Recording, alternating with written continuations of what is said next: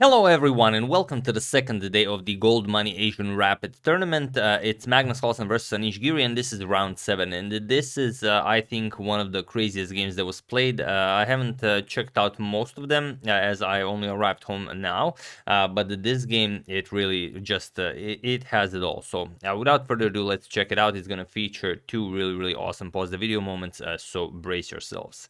So Magnus with the white pieces opens with e4. We have e5 by Anish, knight to f3, that's not a knight, knight to f3, knight to c6, and now bishop to c4. We have knight to f6, so the Italian game going for the two knights defense. We have d3 and bishop to c5 now, so just going for nice rapid development. We have castles by Magnus and the d6 now. We have c3, castles, and now rook to e1, so all very natural developing moves. We have a6 and now a4, preventing black's early b5. We have bishop back to a7, and now comes knight b to d2, preparing knight to f1. Then you can shift the knight back into the game via knight to e3 or g3. And now knight to g4 by Anish. It's a move that in some lines doesn't really do anything because rook to e2 is a perfectly fine position for white. You can just kick away the knight with h3 and all will be well. But here it's actually the most played move. I think it's actually the only played move in this position because it's a little bit different. So here, rook to e2, you have to defend the f2 pawn, and now, of course, black wants to strike with f5, but you can't do it because your king is still on g8. So here, Anish plays king to h8, and now, exclusively in this position, h3 has always been played. There are some very cool games played in this exact same position. One of the more notable ones is where Veselin Topalov defeated Hikaru Nakamura with h3 in Leuven in 2016 in the Rapid tournament. But here, Magnus goes for b4, and now it is already as of move 11 that we have a completely new game. So let's see how Anish deals with this b4 idea. So he wants to play b5, captures, and then have the a file for his rook because Giri still hasn't connected his rooks. So here we have f5, continuing with the plan, and now not capturing. This would only, go right into what black wants. You don't want to develop black's bishop for free. So bishop back to b3, and now bishop to d7, and only now rook to a2. So now the two rooks will be very nice here, helping out with the defense of the second rank. Queen to e8. Now you can even shift the queen into the attack if white allows it.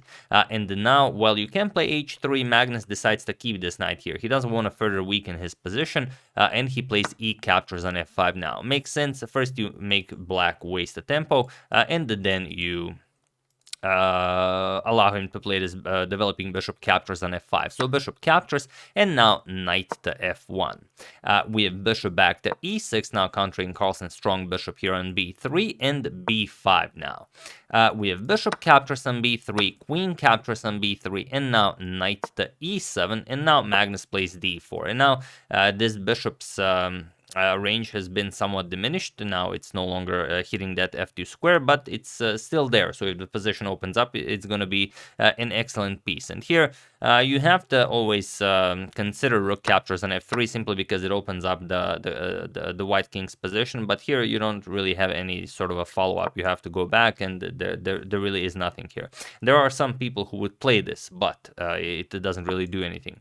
So instead, after d4, we have knight to g6. Now the other knight will come into the attack as well, or maybe via knight to h4 at some point, and now comes c4. Magnus happily continues pushing on the queen side, and now the queen gains access to the king side as well. We have e4 by Anish, now attacking this knight, but Magnus doesn't care. He says, okay, my rook is eyeing your queen, so this is never happening. So Magnus could in fact go knight to g5 here, put a double attack on this pawn here, and it would be a nice position for white. Black would have to go back to help out with the defense of the pawn, and then we continue playing. But Magnus says, nope, I'm going to play knight to g3, pile up on this pawn this way because you cannot capture here. But Anish says, yes, I can, because this is the position from the thumbnail, and that's exactly what I played. So e captures on f3. He sacrifices the queen for a piece, for a minor piece, and the rook. So here the rook is under attack. So he grabs the queen, rook captures on a8, and now comes queen queen to d1.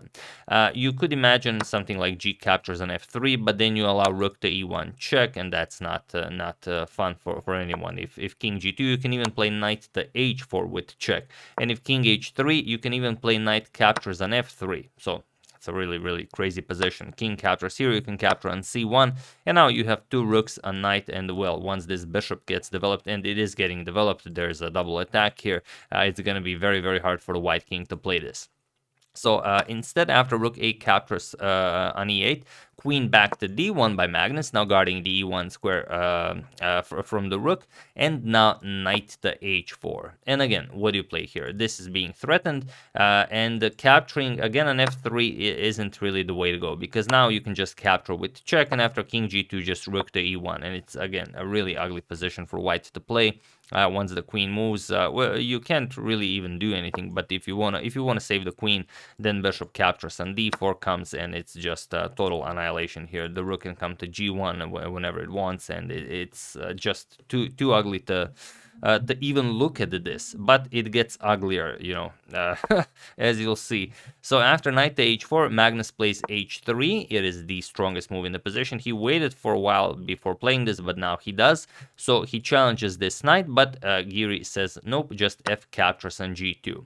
And now again, what do you play? If you play captures on g4, then you get this rook to e1 check, and now the knight will win back the queen. So queen captures, knight f3 check, king captures, knight captures here with check, and you get this endgame where the position, the material is completely equal, but I guess Magnus decided that well, either he can do better or maybe he just didn't like it. Who knows?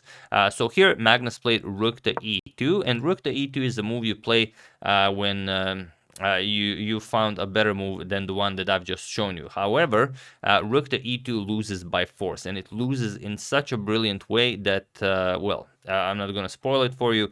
Feel free to pause the video here and win the game for Anish in the most brilliant way possible while I give you a couple of seconds.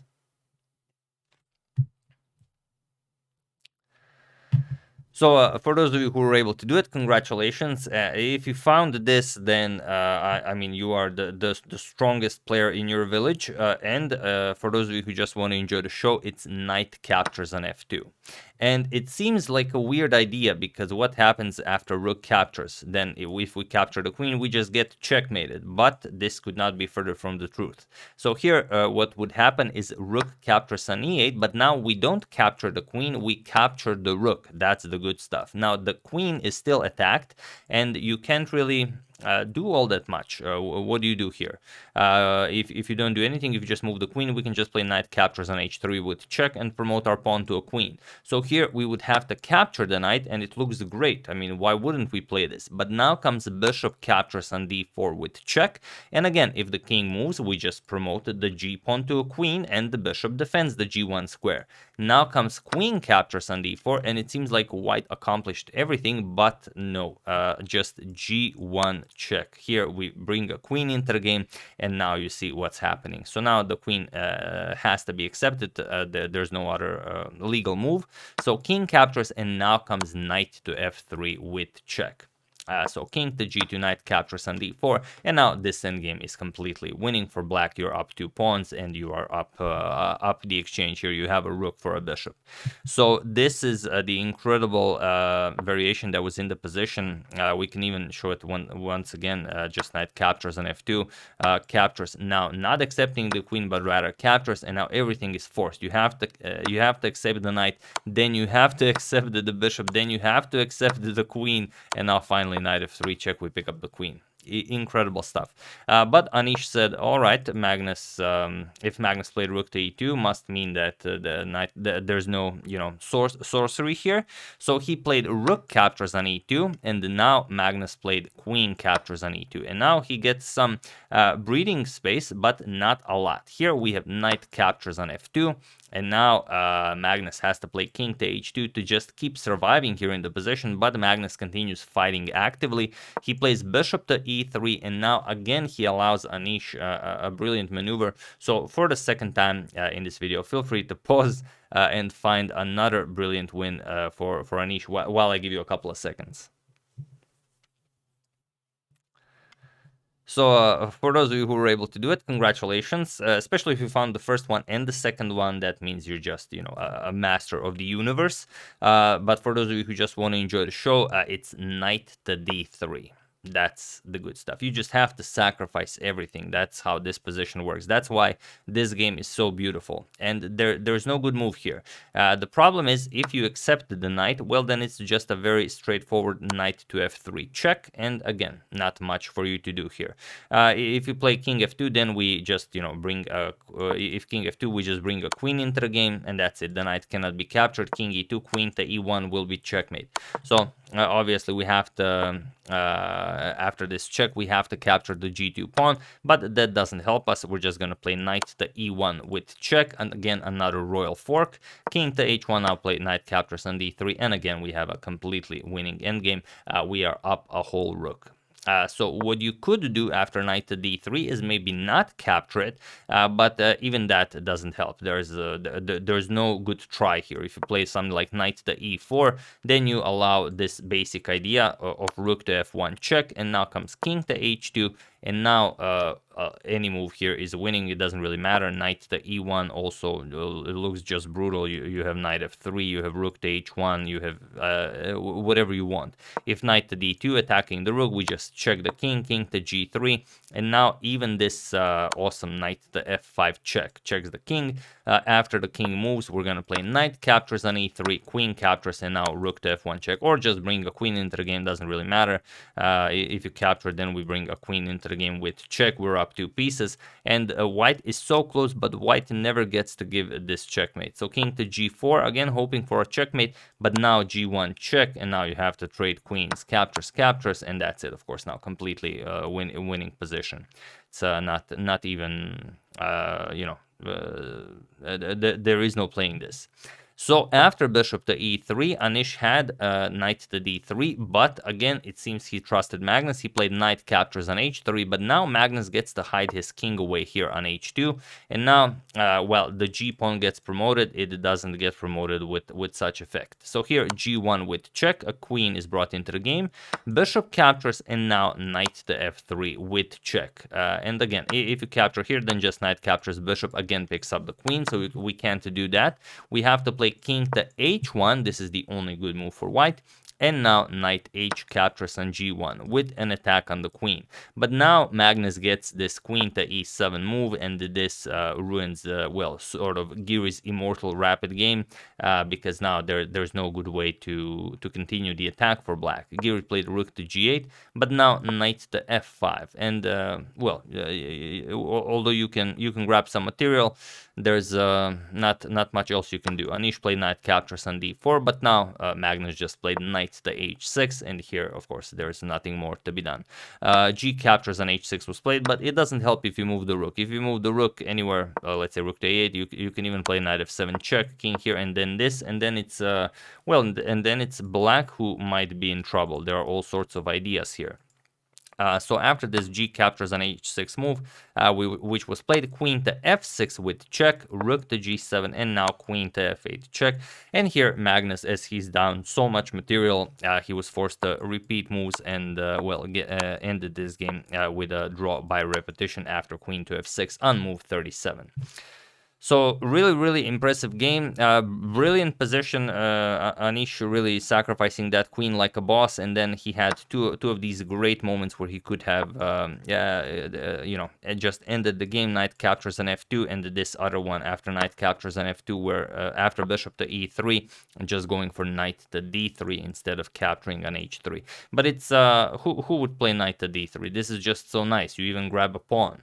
And this is, I mean, knight d3. But yeah, luckily for all of you, you guys found both of the solutions, so congratulations on that, and hopefully this has improved your Sunday at least a little bit. So yeah, that's the game. Hope you guys enjoyed it, and as this is the end of day 2, of course, keep using hashtag suggestions so we can check out more of the games. These are the standings after day 2, so let's check it out. After day 2, the leader is Levon Aronian and Dingliren with 7 points, followed by 6.5 by Wesley So and Vladislav Artemiev, Magnus and Anish both with 6, Aryon Ergasi with 5.5, Young Krzysztof Duda with 5, and then players who are well, you have to be in the top 8 to qualify for the real tournament, but there's still one more day, so it's of course possible for most of them to qualify. Salim Saleh, Alireza Firouzja, Daniil Dubov, Peter Svidler, Gukesh, Vidit Gujarati, Hou Yifan, and Bhaskar Nadiban in last place with 2 points. His game against Hou Yifan was also a very interesting one. We're probably going to cover that one as well. But yeah, that's the game. Hope you guys enjoyed it. I would like to thank Chingy Chan, B. Hunter, Andre Sandu, David Kimura, and Nigel Holloway for a contribution to my channel. Thank you a lot. I really appreciate it.